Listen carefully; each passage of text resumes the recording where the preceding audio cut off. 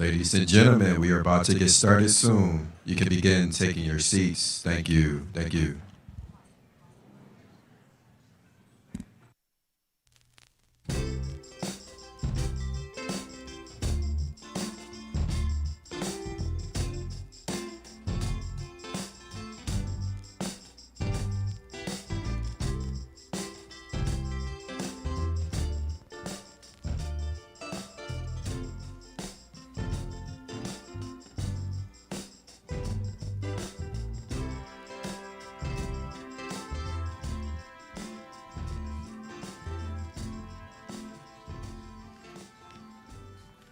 Okay.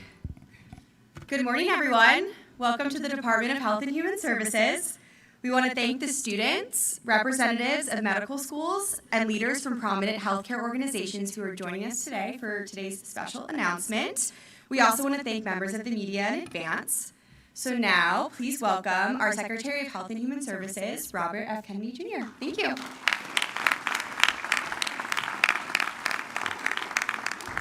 Good morning, everybody. I can't tell you how excited I am to be here today, and thank you all for joining us. Today we mark an historic announcement delivering the solution to a problem the American Medical Association first identified 60 years ago when my uncle was president. Together with the Department of Education Secretary Linda McMahon, I'm pleased to announce a transformative breakthrough in medical education that will reshape as the way that we train doctors in our country and deliver on President Trump's promise to end the chronic disease epidemic in America. 53 medical schools across 31 states are driving the national movement to champion nutrition education and reshape the future of medical training.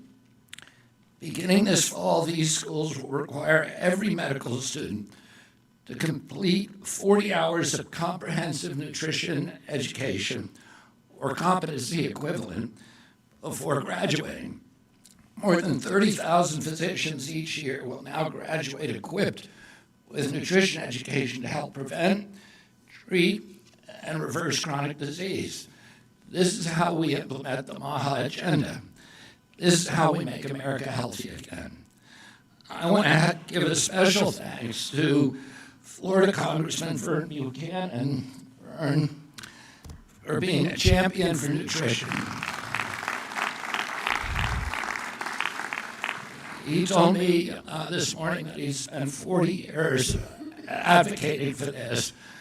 And I'm very, very grateful for all of your work and your leadership.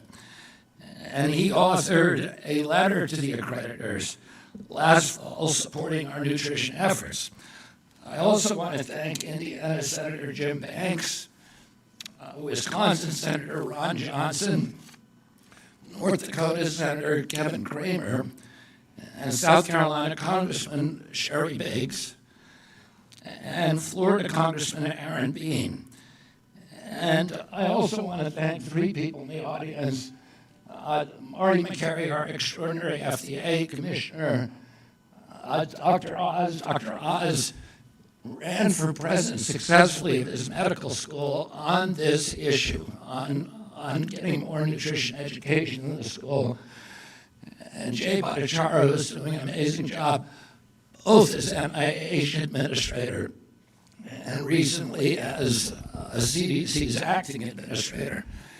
He really wanted to burnish his curriculum vitae. I want to acknowledge the support and partnership of this initiative from President of the American Medical Association, Bobby Mukamala, Bobby,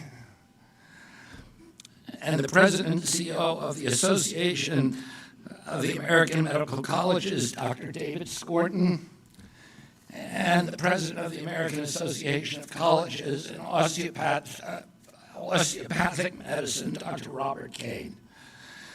And special thanks to the University of Nebraska President Jeffrey Gold, who played a key role in guiding our efforts in assuring that this was a school-led, consensus-based project.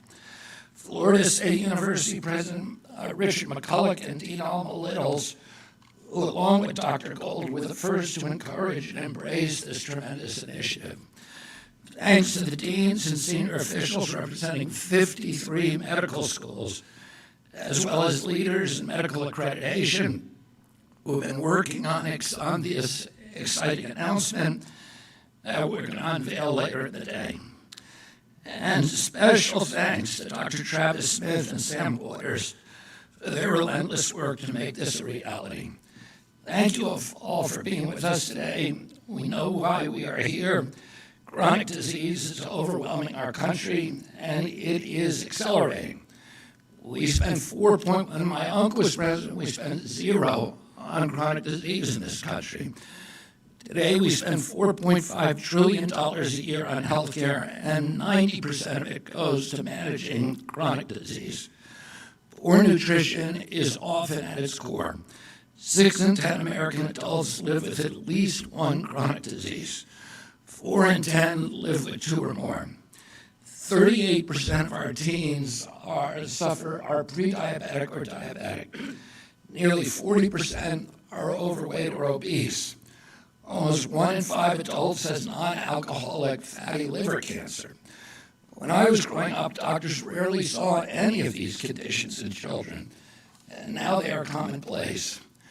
The AMA, the AAMC, and ACOM have sounded the alarm. Medical education must teach the science of nutrition.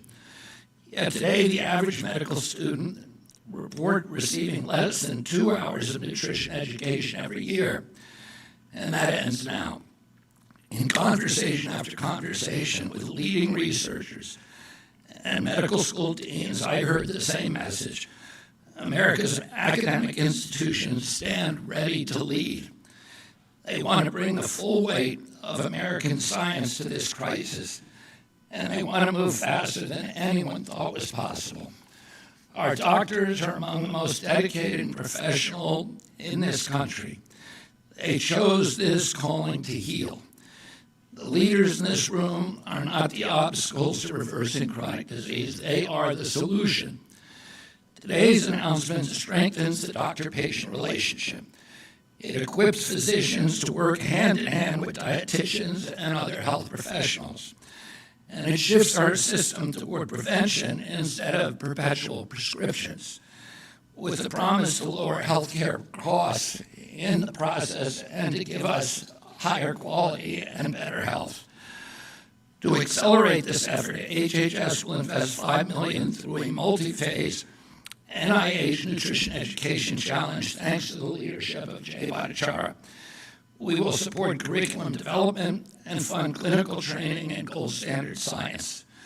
We will extend this effort beyond medical schools to residency programs, nursing, dietitian, and nutrition science programs nationwide.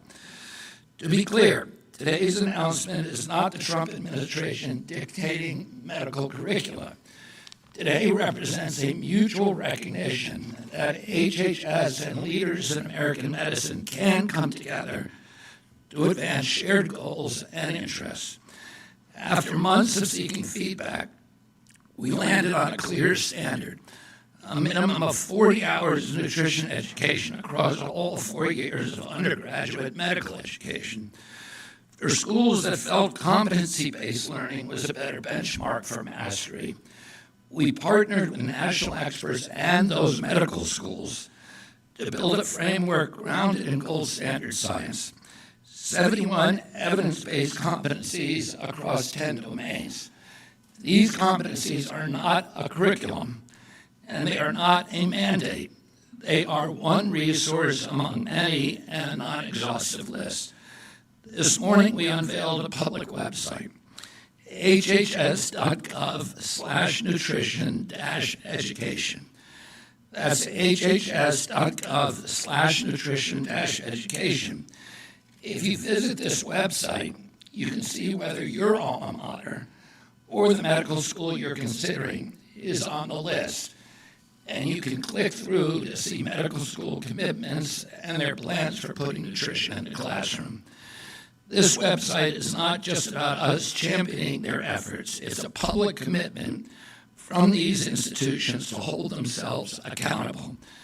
to be a public leader and a catalyst for change.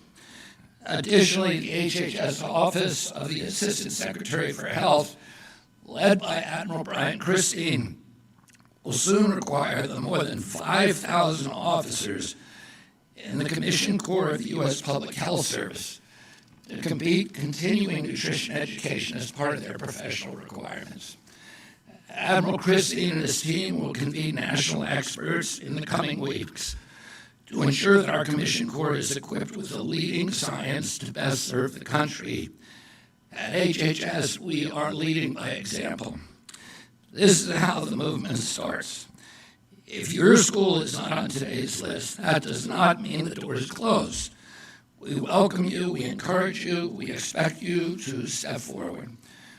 We thank you very much, and we want every medical school in America to participate. This is one of my proudest days at HHS. I want to thank you, the deans and presidents of America's leading medical schools on the days and in the audience, and the AMA and the other organizations that have worked with us for months to achieve this monumental accomplishment. You've shown yourselves to be dedicated champions to the battle, in the battle to reverse America's chronic disease epidemic. Thank you all very, very much. I now welcome my friend and my colleague, Linda McMahon. Linda's become a very, very close friend, and my niece, Zoe Hines, recently signed a contract with WWE, which Linda has a lot to do with, to become a wrestler, and I'm really looking forward to knowing so many good doctors who can treat her after.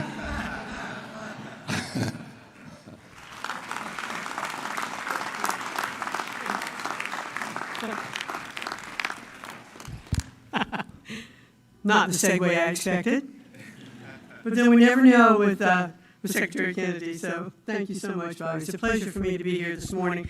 And hello, everyone. It's an incredible honor to join you as we celebrate this major commitment to reforms that will reshape American medical training for generations to come. And I'd especially like to thank Secretary Kennedy for leading this common sense reform that will benefit every single American. How many times have we heard, you are what you eat?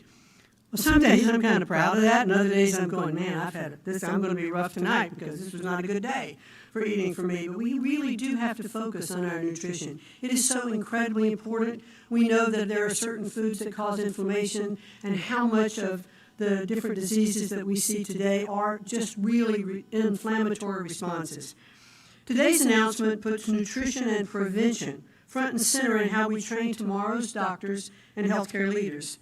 It's a privilege to recognize the dozens of medical schools stepping up to strengthen nutrition education. Because to make America great again, we must first make it healthy again. Today's announcement reflects a shared understanding. Quality nutrition is foundational to a healthy life. For too long, this essential pillar of public health has been overlooked. Diet-related chronic diseases contribute to roughly 1 million deaths each year and impose enormous economic and emotional costs on our population.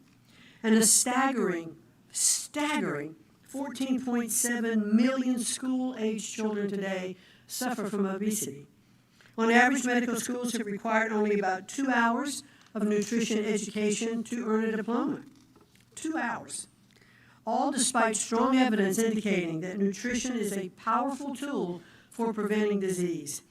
Even more striking, a recent study found that a staggering 75% of U.S. medical schools have no required clinical nutrition coursework. This isn't a minor training issue. It's an institutional barrier to better health outcomes, and we today have the power to fix that, and as Bobby said, today we are moving forward. Thankfully, President Trump's Maha mission has taken hold across this great nation. Secretary Kennedy and I have jointly urged medical education associations to study the best ways to elevate nutrition in their programs.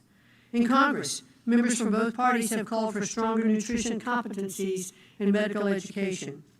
And today, dozens of institutions, many of who represented today, have pledged their commitment to make comprehensive nutrition education a graduation requirement, a full 40 hours, as Bobby mentioned earlier, or a competency equivalent, starting this fall.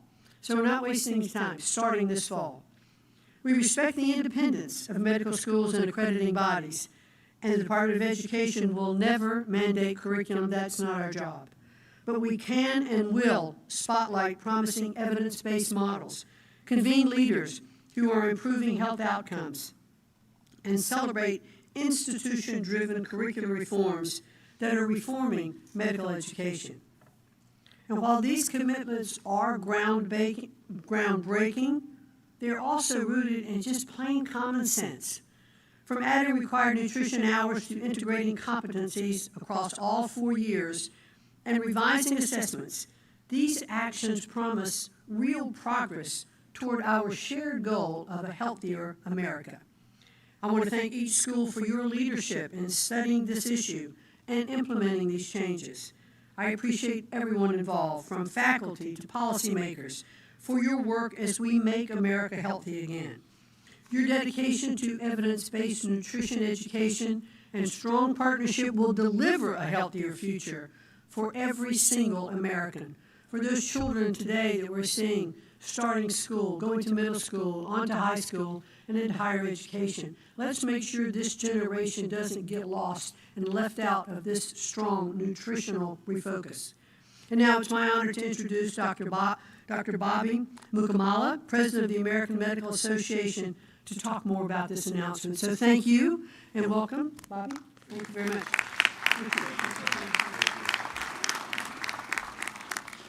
Well, thank you, Secretary McMahon, Secretary Kennedy, for your leadership in bringing attention and action to this issue. For too long, nutrition has been treated as an elective in medical education, a few hours here and there, as you just heard. Considering how important what we eat is for our health, it should be a basic foundational training because it impacts every one of our patients. So at the AMA, we know that improving the health of our country means more than breakthrough drugs and new technology. It means giving physicians the tools to help patients prevent disease in the first place. The science is pretty darn straightforward. Poor diet, highly processed foods that are high in sodium and added sugar is one of the drivers of chronic disease. Diabetes, heart disease, obesity, and even some cancers.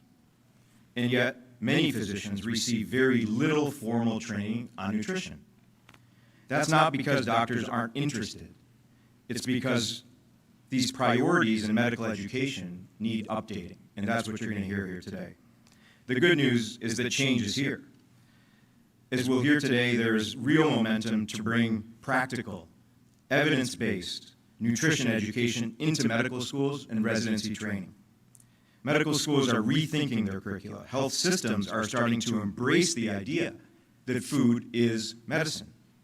Policymakers are focusing on prevention.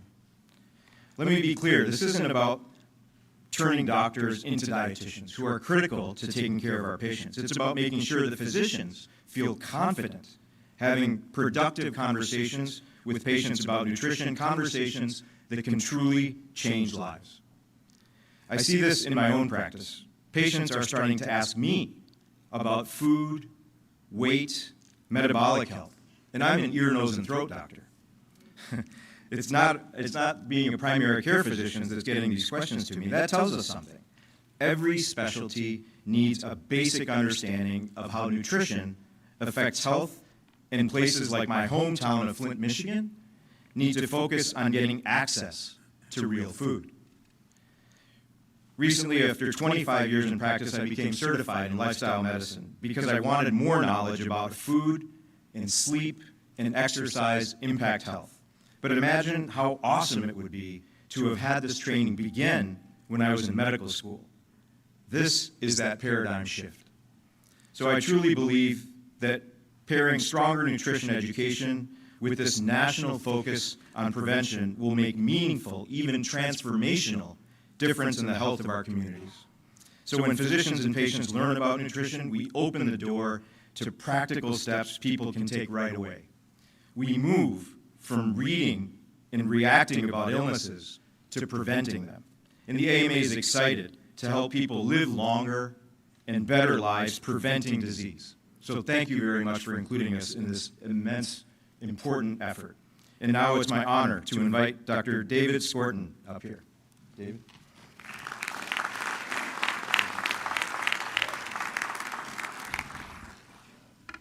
Thank you, Bobby, and good morning, everyone.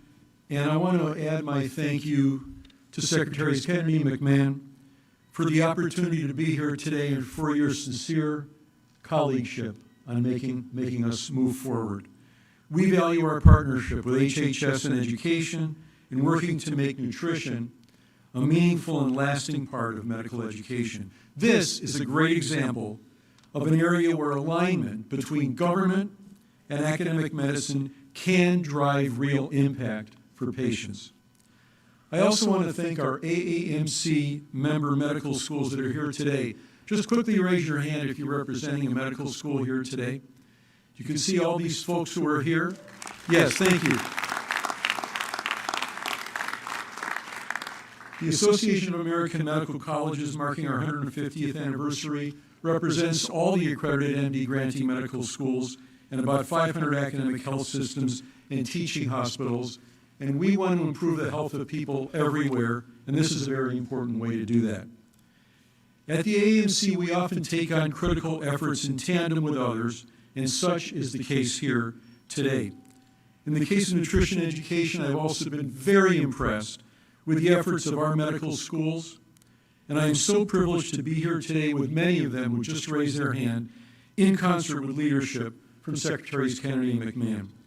We've made significant progress over the last years, reflected in the leadership, and I want to recognize Dr. Allison Whalen, the Chief Academic Officer at the AAMC, who has been a big part of this.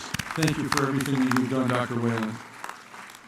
Earlier last fall, Dr. Whalen put out a call to our members, medical schools, and academic health systems to reflect on where and how nutrition can be meaningfully strengthened in their curricula. Today is about recognizing this important work and committing to doing more in the future and acknowledging the commitment of HHS and education on this particular topic. I thank you, Secretary Kennedy, for the privilege of direct personal discussions that we've had. I know how important this is to you and to our leaders across the country. This will be a prominent part of all of your legacies as educators and leaders. Institutions are finding thoughtful, tailored ways to expand nutrition education, approaches that will work best for their learners, for the faculty, and most importantly, for the communities they serve. I'm very encouraged by the momentum we're seeing, and we look forward to continuing to work along with HHS and the Department of Education to build on this progress and ensure that nutrition remains an ever-evolving core part of how we train the next generations of physicians.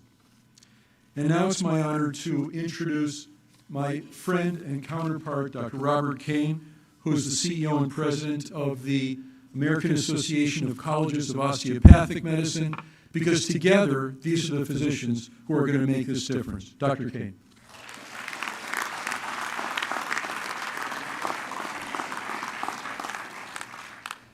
Good morning. I want to thank Secretary Kennedy, Secretary McMahon, for elevating prevention and launching this national conversation about nutrition. I'm honored to represent the American Association of Colleges of Osteopathic Medicine here today. I'm going to go maybe just a little different direction than what we've heard. So what is osteopathic medicine for those in the room who are not familiar with it? Put simply, it's an approach to patient care that takes into account the full range of factors that affect health and how the mind, the body, and the human spirit all interact. Since 1892, osteopathic medical education has remained grounded by a simple but powerful principle that the job of the physician is to help the patient find health, not merely manage disease. We teach our students that lifestyle, environment, and social conditions influence health just as powerfully as prescriptions and procedures. Today, our colleges educate more than 38,000 future physicians in this philosophy. Nearly 30% of all U.S. medical students will become osteopathic physicians, or DOs, and our students are being educated across 73 campuses in 36 sites, and I'm going to do the same thing. Hands up for all of the deans from our schools that are here today.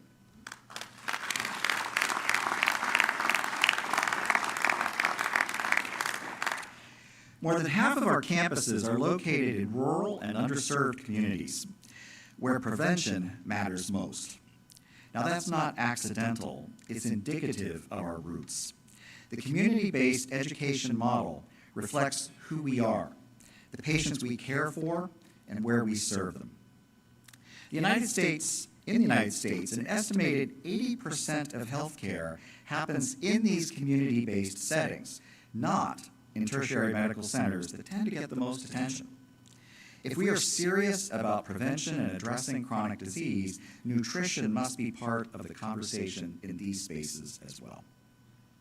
Our schools have long taught nutrition, but this initiative creates an opportunity to rethink learning outcomes, to innovate, and to improve interactions with patients when care plans are being discussed. That will be a step in the right direction for patient care, and may even be a way to start to restore some trust that has been lost in medicine. While nutrition education fits naturally within the framework I've described, medical education must continue to evolve. Strengthening nutrition across the continuum from undergraduate medical education through residency and into practice is both timely and necessary. But it must be done thoughtfully.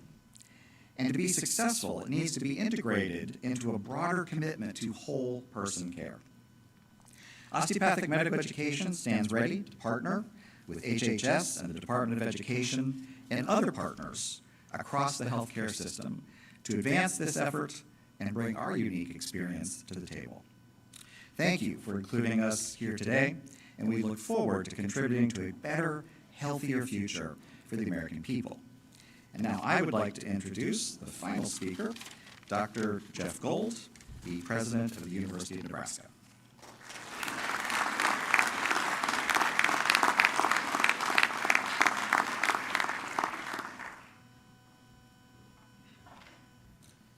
Well, good morning, and thank you so much for the opportunity to share some thoughts with you on this historic day. As you heard, I'm Jeff Gold, and I have the honor of serving as the president of the University of Nebraska. However, it is not in that role that I address you today, or I would be speaking about intercollegiate athletics. That's tomorrow.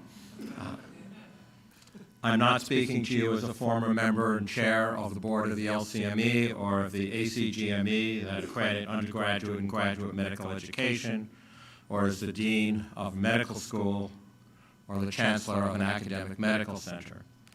But I am speaking to you today as a parent and as a grandparent who cares deeply about the future of our nation, our children, our adults, and overall the health that we can look forward to in the future. And I am truly honored to participate today. It has always been the goal of healthcare professionals to not just treat, but to prevent disease not only in individuals, but in communities, and today, across our great nation. Much of our health is a gift from our parents, that is, the genetic code that we carry, which may create risk, predisposition, or even some outcomes. But the environment and lifestyle personal decisions frequently determine the timing, the severity, and the total outcome of what that may be. The team-based system of physicians, nurses, pharmacists, therapists, and so many others work hand in hand with our patients and their families and the communities, and not just our medical schools, but our undergraduate colleges, our K-12 systems, our early childhood programs together to focus on health and wellness. And today marks a historic time that the importance of lifestyle decisions that relate to nutrition, exercise, tobacco, alcohol, sleep, and so many others will be surfaced and continue to be focused on. And please know that all of these are critical, they're all interconnected, and they're all predominantly lifestyle decisions. So today we are addressing an important component of that, which is how and what medical students learn. Evidence-based content is core to this process. As scientific discovery evolves, so does what we teach and how we teach. The future physicians of today learn best from a combination of didactic learning in the classroom, from experienced instructors, physician faculty, biochemists, nutritionists, dietitians, and others. But they learn also from clinical practice observations. You know, there's an old saying as a medical student dean, students learn what they see much more than they learn what they watch in the classroom, reading textbooks and other things. So how clinicians treat our patients, both inpatients and outpatients, is critically important. And then they learn from direct hands-on experience. And they practice, and they practice, and they practice. Sometimes they practice on me. So how their knowledge and skills are evaluated is also critically important, because that's what competency-based education is all about. You teach, they learn, and they do it over and over again, and then you measure the outcomes. And competency-based education is the state of the art. So let me give you an example, if I may. Playing a musical instrument, which I don't, just to be really clear, but let's say one wanted to learn how to play the violin. You can read all the textbooks and journal articles you want, you can watch the videos, you can go to any number of concerts and performances, meet even the best players in the world.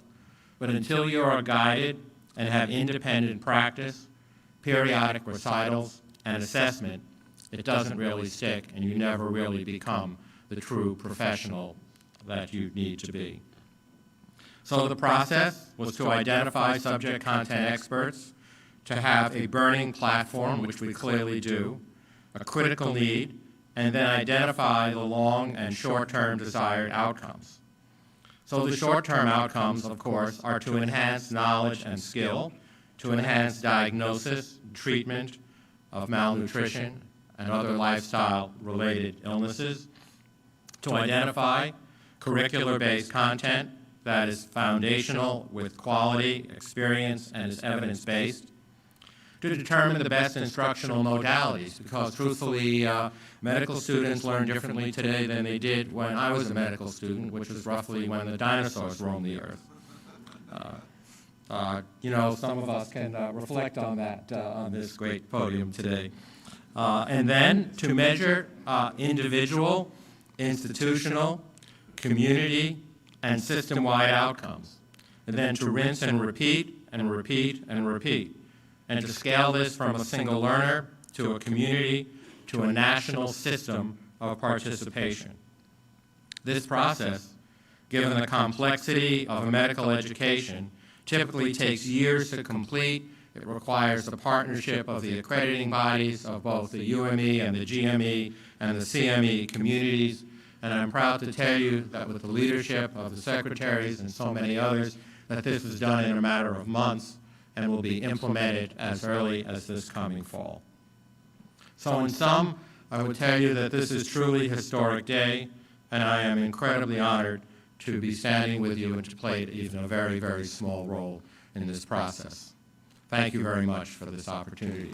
Thank you.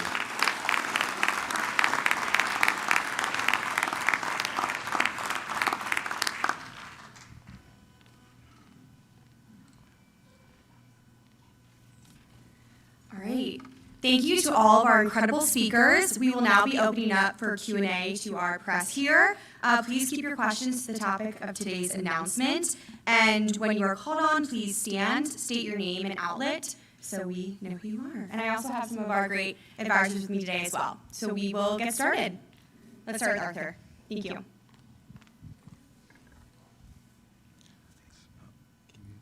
Arthur Jones II, ABC News. Secretary Kennedy, medical experts suggest that nutrition education coupled with physical activity is key to combating the chronic disease crisis. Are there any physical activity or education components to this framework?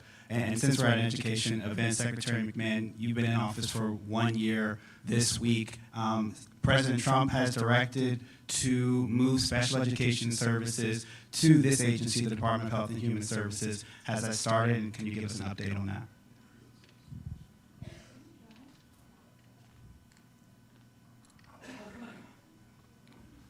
I'll let Linda handle the second question. Just for clarification, the President has not ordered that any particular part of the Education Department be put in any particular agency. Those are the things that we are working through as we look to see where there is a great fit and where there will be, the best outcome, for those programs. So that is not a mandate, just for clarification for you. In terms of, we've developed a curriculum, which I think is very good here, but it's not a curriculum that is mandatory for the medical schools. It's an exemplar, it's a template that they can use or not. Each medical school will develop its own curriculum. And, what we've all agreed on is that there should be 40 hours of learning. So I imagine some of them will have physical activity as part of that curriculum, and some may not. We at this department are doing, and in the administration, a multi-pronged approach. We're focusing on diet here, the relationship to what we eat, to the chronic disease epidemic, and to prevention of chronic disease. But we also are very focused in this agency on increasing the physical activity of our children. One of our projects that we're working on throughout the states is encouraging the states. I think 26 of them have already passed bell-to-bell legislation to reduce the use of cell phones in schools. And I've toured a number of these schools, and it's really miraculous what happens to the kids. There's more physical activity, and probably as importantly, the kids are talking to each other now. I went into a cafeteria the other day in Loudoun County at the high school there, and there are 600 kids in there, and they're all having conversations. None of them are looking at their lap. Our kids spend 5.5 hours a day on cell phones.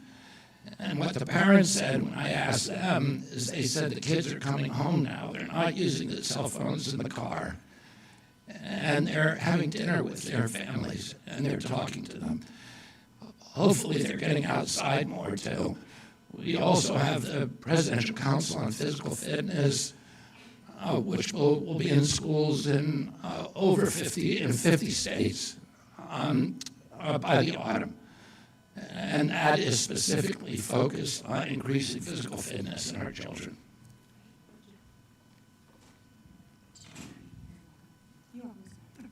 Perfect. All right, thank you. Can we have Carmen right here? Thanks. Thank you so much for doing this. I'm Carmen Pon. I'm a health reporter with Politico. Secretary Kennedy, you've spoken recently about a new initiative to teach Americans how to cook. You've talked about how people have lost this practice at home that is so important for the family cohesion and obviously for their health.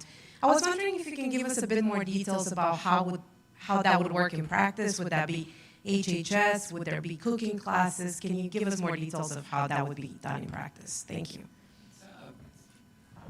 We've assigned that project to the Commission Corps, to Brian Christine, and I'm not sure exactly how he's going to carry it out, whether it's through contracts or through Commission Corps officers. But, one of the problems that we have, we're figuring out ways to make sure that people can get their protein budget even from food banks. We have a very, very good program that we're about to launch on that. But one of the big problems that we're running into, one of the big impediments, is that Americans have forgotten how to cook. And a lot of them don't have basic skills. They don't have the pots and pans. They don't have the cutting boards. They don't have the cutlery. And they don't really know how to shop. You can eat a lot cheaper at home than you can eat with fast food. A Big Mac meal now costs $12 to $14. We're now in this new program that we have in the military that Pete Hegseth has. We've gone the budget for for the military is $18.50 a day per soldier for 3 meals a day. And Chef Robert Irvine, who's been retained by the Pentagon, is feeding our soldiers very, very high-quality food, which they're lined up now to get at $10 a day. And what he says is you don't have to, it doesn't cost any more money. We don't need more money to make sure people can eat well. We just need to buy smarter. The problem is Americans have forgotten how to cook, and they don't know how to shop. And so part of what we're trying to do is to re-educate them in those skills, and it's important not only so that they can get access to affordable, high-quality food, but also, you know, it's one of the things that brings people together. It shapes communities, and we have a spiritual malaise in this country. You know, suicide is now, for certain groups of kids, the highest cause of death. We have children who are lonely, who are isolated. We have a crisis of fragmentation and isolation around the country, and we need to start bringing people together and give them a sense of connection, give them a sense of community. And one of the ways to do that is to encourage them to go through this ancient ritual of making a meal with their family and then eating a meal with the family. And that is the basic core for reestablishing connection in the community. And President Trump understands that we're engaged right now in spiritual warfare, and that the malevolent forces want to drive us apart and end our connection to each other. And one of the ways that we can remedy that is by, again, reinstituting this sacred ritual of eating with each other and cooking with each other. Thank you for that question, and I guess I want to echo exactly what Secretary Kennedy said. So in my hometown of Flint, Michigan, when we go to the north side of Flint, it's hard to find a grocery store that isn't loaded with products on the shelves that have a bunch of preservatives in it. So part of it is just access to the healthy food. But then what do you do with it, right? Putting that in our kitchen is one thing, but learning how to cook it in the right way so it's healthy is something that we do in our own Flint Farmers Market, a brand new facility that has a beautiful kitchen in it. And it's when the community gets together and there's excitement about doing it. So it's not happening in our individual kitchens, but it's a cool thing to do in Flint, Michigan. It can be a cool thing to do everywhere. So access to it, knowing what to do with it, and changing the culture, I think, are critical ways to get us healthier. So thank you for that. Great. Okay, next we have Mike here.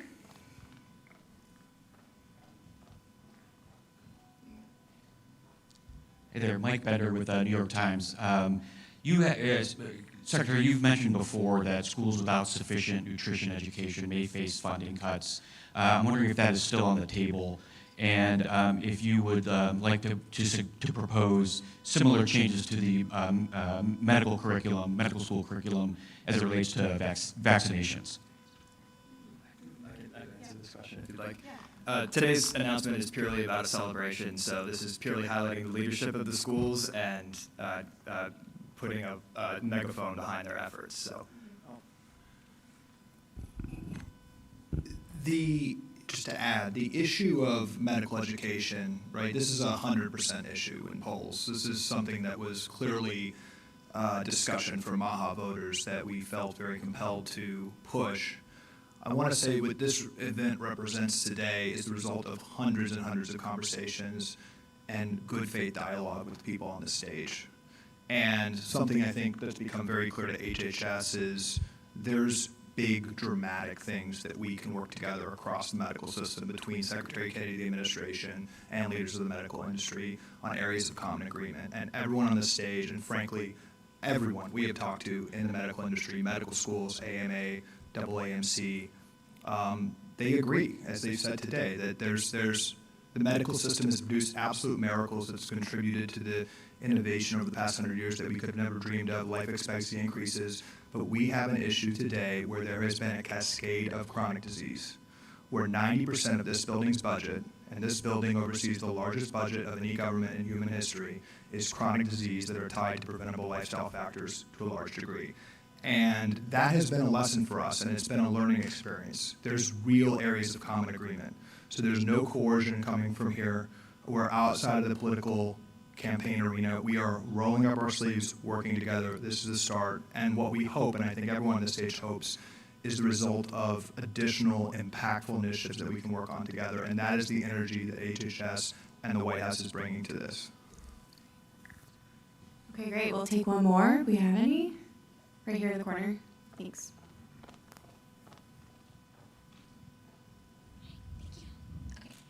Hi, Emily Rodriguez with the Center Square. So I was just wondering how much of the money being put into the nutrition program is coming from taxpayer money?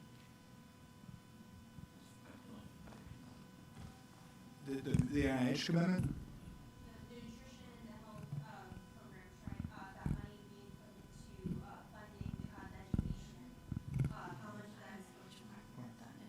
The NIH is taxpayer money. Jay Bhattacharya oversees a significant amount of medical research and money that's committed to preventing and reversing disease and making Americans healthy.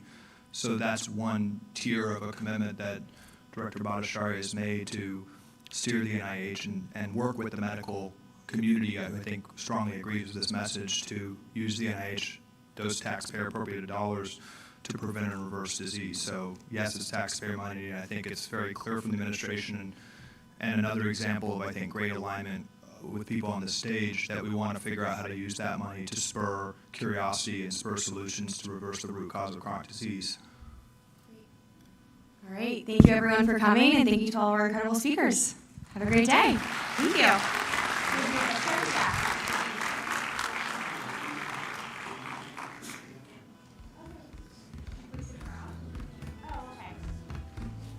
If everyone could actually stay in their seats, we're going to do a picture this way with you all in it. You can just hang tight.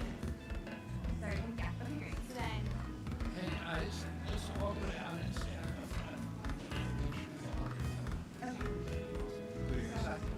Do you want to go down? Okay, so then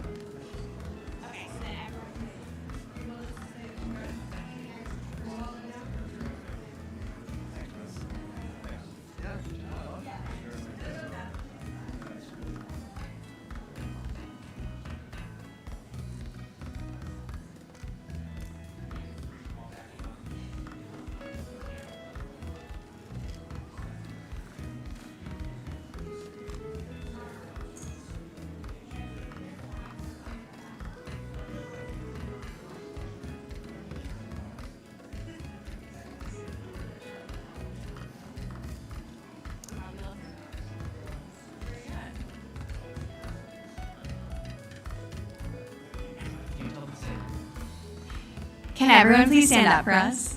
Thank you so much. It's going to look great. It looks phenomenal.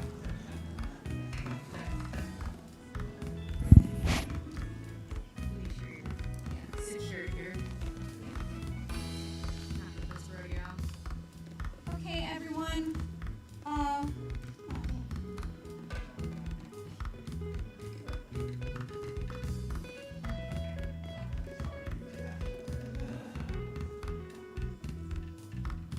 Okay, folks, right here on the count of 3, 1, 2, 3, and 1, 2, 3, and 1, 2, 3. We're good, sir? Thank you so much again. Have a good one.